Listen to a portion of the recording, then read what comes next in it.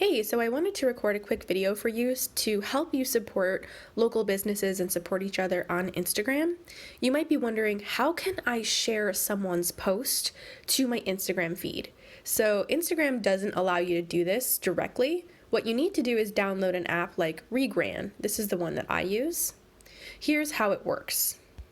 If I want to share a post from someone else's account like this, I just pick the one that I want to share, say this one, click on the three dots, and copy the link. Now I'm going to open up my resharing app, and it'll automatically update like this. It'll have the post. I want to post directly to my feed and not to stories, so click feed.